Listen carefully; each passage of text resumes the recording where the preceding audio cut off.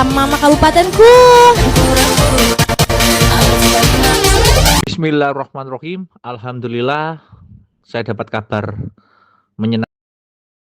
Berhenti sebentar, jangan lanjutkan dulu kalau Bapak Ibu masih menunggu dana amanah itu cair. Saya tidak akan berputar-putar, saya akan bicara langsung. Kalau sampai hari ini dana amanah belum juga cair, itu bukan karena prosesnya lama. Itu karena memang tidak akan pernah cair.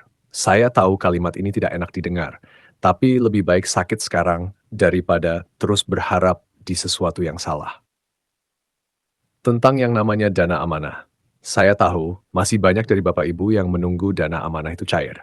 Masih banyak yang berharap mungkin hari ini, mungkin besok, mungkin minggu depan. Tapi coba kita jujur sebentar. Sejak awal Bapak Ibu ikut dana amanah, berapa kali sudah diminta uang? Dan setiap kali diminta alasannya selalu sama. Ini tahap terakhir, ini biaya administrasi, ini supaya bisa cair. Tapi setelah dibayar, muncul lagi alasan baru. Itu bukan kebetulan. Itu pola dari dana amanah. Dana amanah bukan tentang membantu. Dana amanah itu tentang membuat orang terus berharap, lalu perlahan-lahan diminta lagi dan lagi. Hari ini diminta sedikit, besok diminta lagi, dan terus tanpa pernah benar-benar cair. Saya tidak bicara ini untuk menakut-nakuti. Saya bicara ini karena setiap hari saya melihat sendiri orang-orang yang terjebak di dana amanah. Ada yang sudah keluar jutaan, ada yang sampai jual barang, ada yang sampai berhutang demi mengejar sesuatu yang sebenarnya tidak pernah ada. Dan yang paling menyakitkan bukan hanya uang yang hilang, tapi harapan. Makanya saya minta Bapak Ibu berhenti dulu. Kalau Bapak Ibu masih terlibat di dana amanah, jangan tambah lagi. Jangan kirim lagi. Karena semakin Bapak Ibu kirim, semakin dalam Bapak Ibu masuk. Sekarang saya tidak mau cuma bilang jangan. Saya mau kasih alternatif.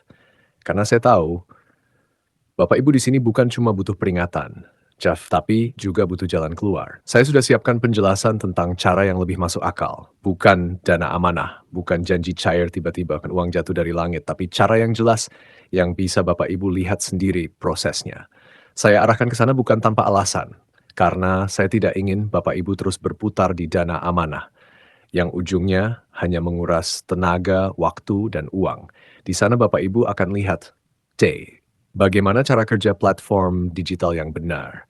Bagaimana cara memanfaatkannya tanpa harus keluar uang di awal? Dan yang paling penting, tidak ada permainan seperti di dana amanah.